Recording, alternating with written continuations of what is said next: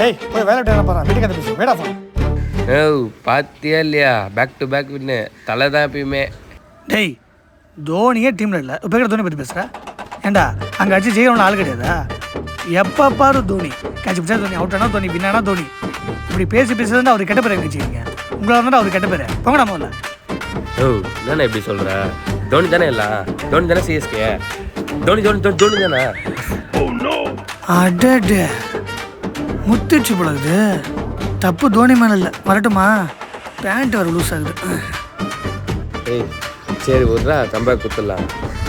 என்ன தம்பிங்களா, எப்படி தான் 8000த்துல 9000த்துல இருக்கிறீங்களோ?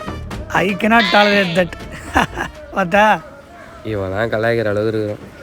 என்னாட்டான்னு நம்ம எழுதுறோம். டை அவனே ஆர்சிபி ஜெயிச்சு வாங்க காசு இல்லாமல் சிவப்பு கலர் பண்ணி போட்டு சுற்றுறான்.